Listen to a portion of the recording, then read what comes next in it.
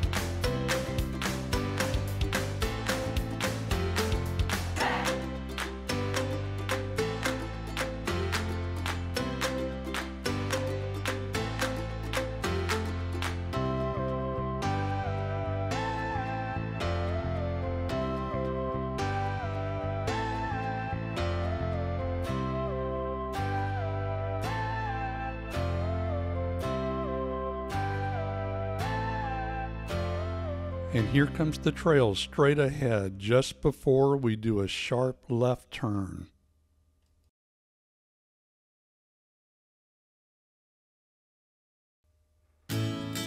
So this trail is marked by Forest Service as 665, and it also shows on their printed map the same. Gaia refers to the road we just turned off of as Blue Ridge Road instead of Forest Service Road 42. And this trail is Tickanetley Road. This trail is not shown at all on Google Maps, and Apple Maps does display it, but with no name. I found this particular trail on the All Trails app, and they refer to it as the Tickanetley OHV Trail. You can find the link to the All Trails map in the description below.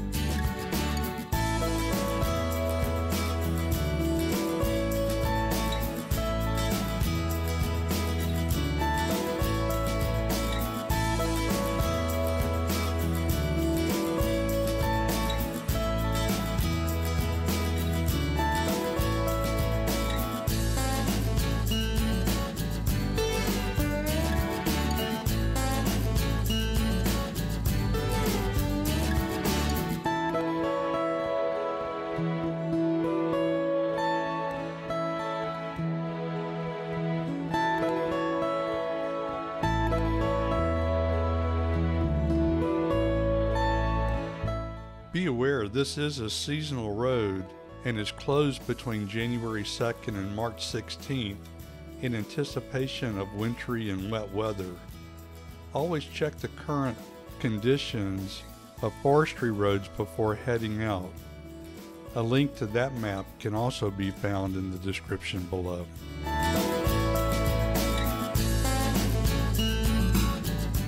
If you plan on frequenting these roads all over North Georgia, I highly recommend stopping by one of the Forest Ranger district offices and purchasing a printed map. I always keep mine in the Jeep for easy reference. And yes, a link to all the district office details can be found in the description below.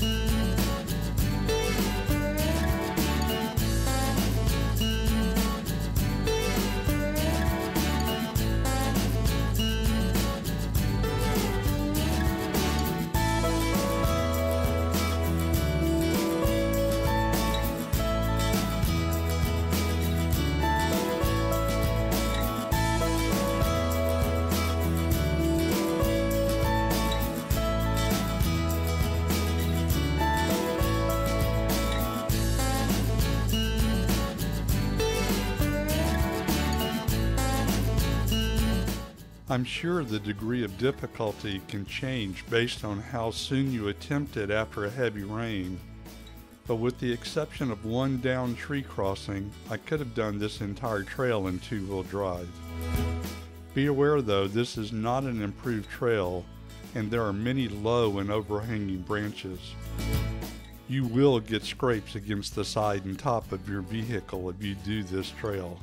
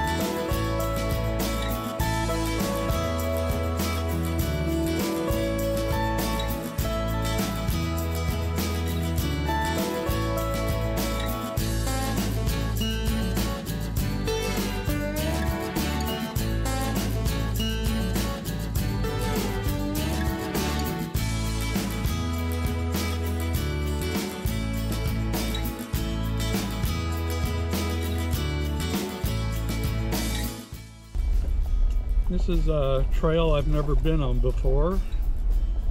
Obviously not very much used, lots of overgrowth. Single track with the middle is just really grown up high, as you've probably seen from some of the other footage coming in. But this trail goes in,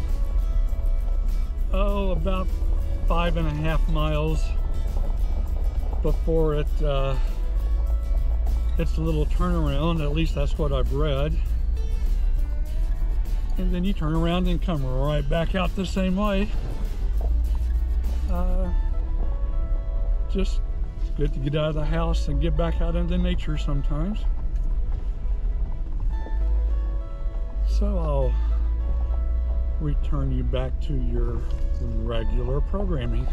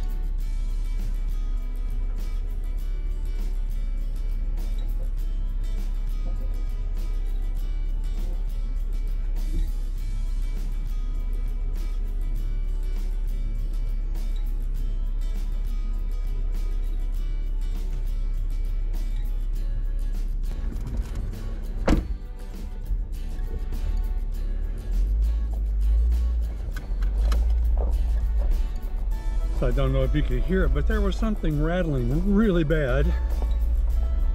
Thought it might have been a loose shock or something. I discovered that stick had kind of wedged up in one of the cross members, dragging on the ground and rattling on the bottom. Sounds much better now. I don't know if you could hear that before.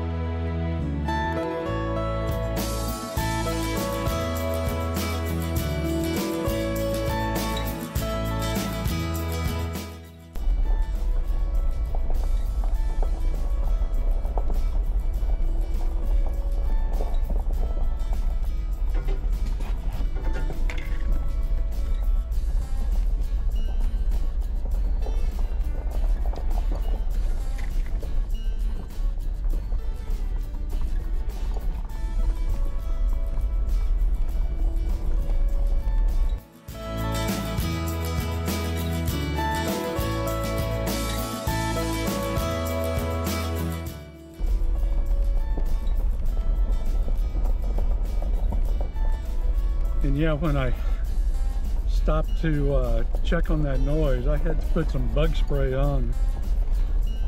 Bugs are starting to get a little bad out here.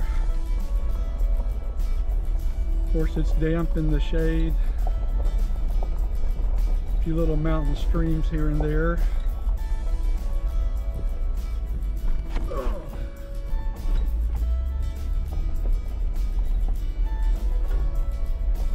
The mosquitoes and the no-see-ums really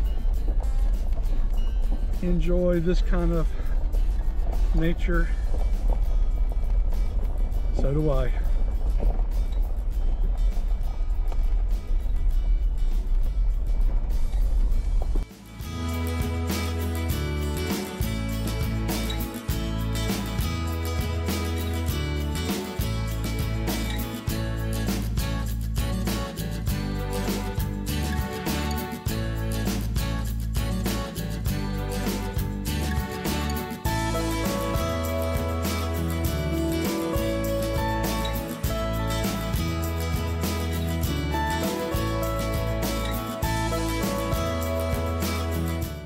Within the last couple of days, and I'm seeing some very fresh tire tracks here.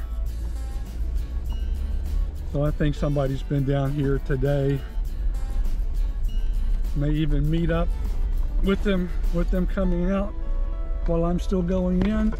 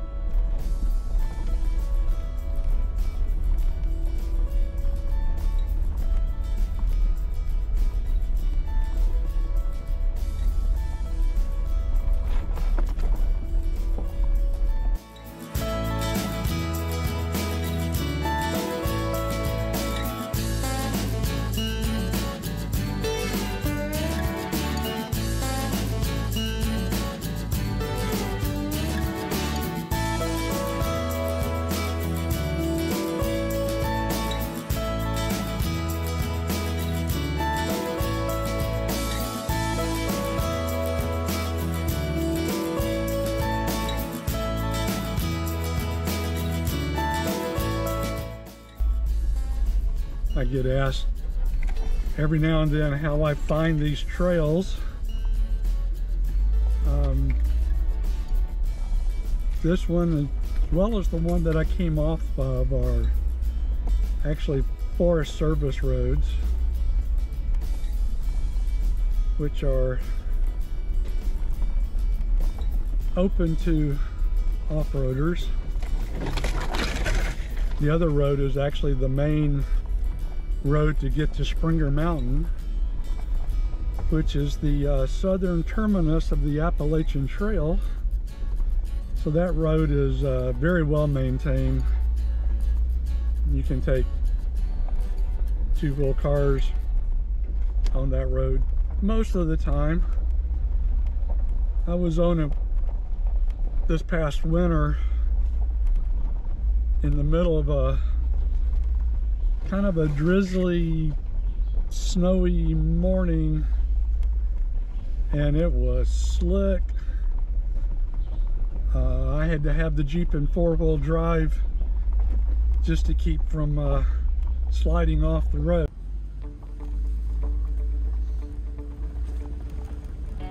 As I was saying earlier,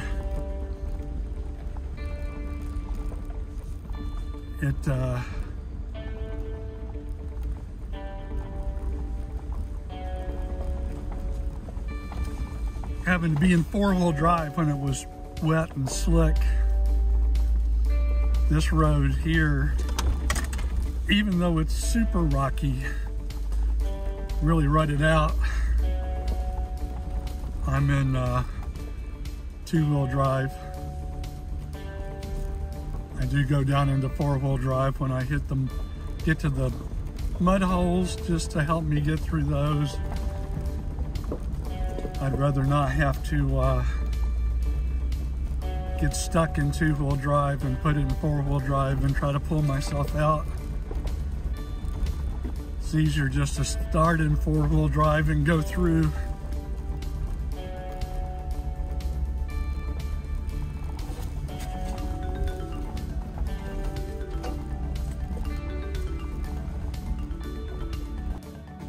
This is now from the iPhone.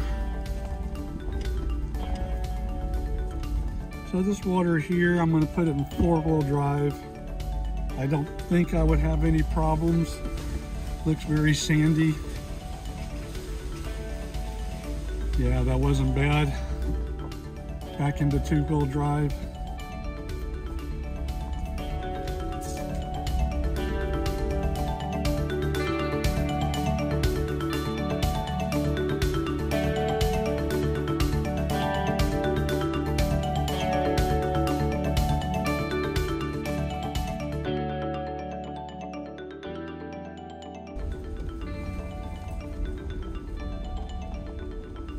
The other video that I was taking on the GoPro was my very first video. Still learning it, obviously. Battery life was very short. Of course, I was really maxing it out. 5.7K, 30 frames. Ultra high stabilization, so I was maxing the power out, so I'm not surprised that the battery didn't last very long. Be ordering another high capacity battery for it.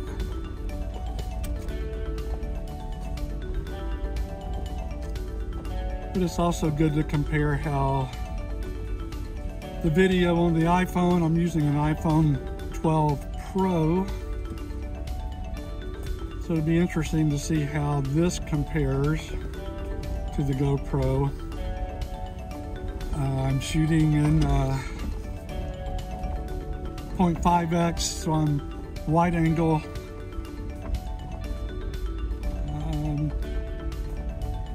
Also interesting to see how the audio quality differs between the iPhone and the GoPro, and even the color.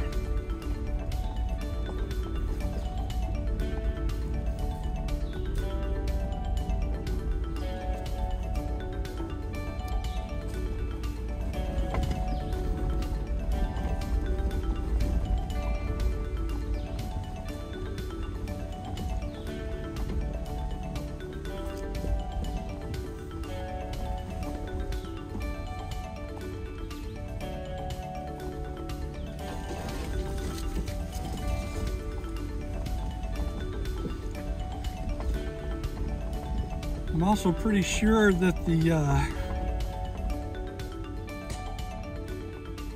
GoPro video is going to be a lot easier to watch because of the image stabilization. You're probably getting a lot of feeling of what I'm feeling. Lots of bouncing around, probably making this video somewhat unwatchable. But that's how I learn. Neat little vines here, down trees, something.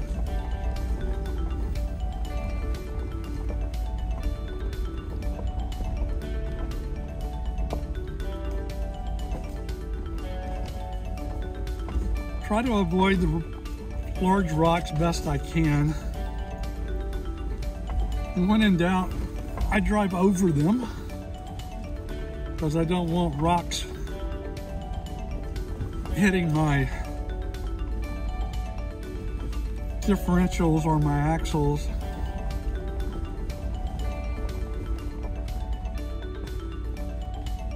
Something I learned very early first driving Jeeps.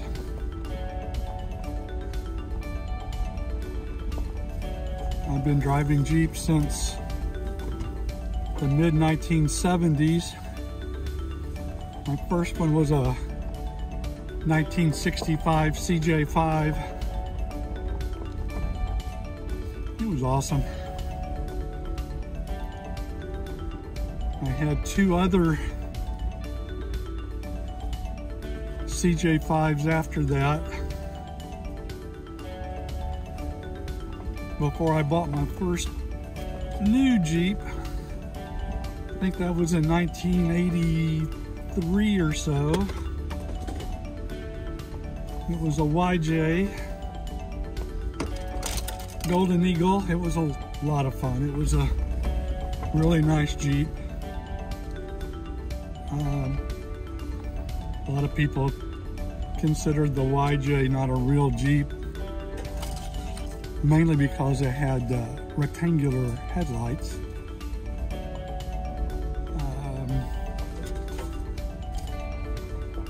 I'm now driving a, let's put in four-wheel drive again.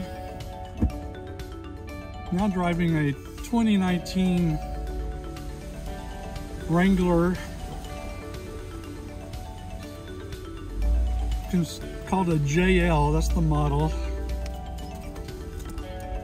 In mid-season 2018, there was a design change. So the designation went from a JK to a JL. This is my first four-door Jeep. All my other ones have been two doors. It is also my first automatic. All my other ones were straight shifts. And I truly, in my old age, enjoy the automatic.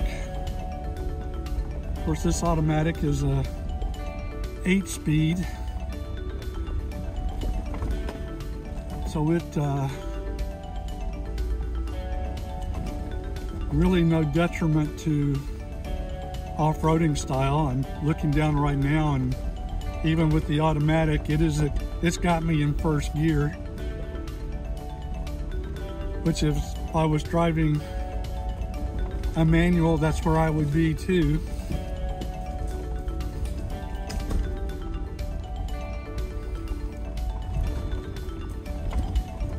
The four-door is beneficial because I do have grandchildren now. It's a lot easier for them to get in the back seat.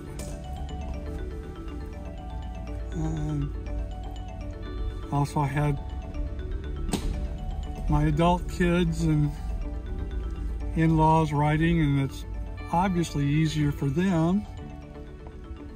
And it looks like we have hit the turnaround. This is the end of the trail, or should I say the end of the forestry road. I think there's actually a foot trail that continues on a little further past here. But this is the turnaround.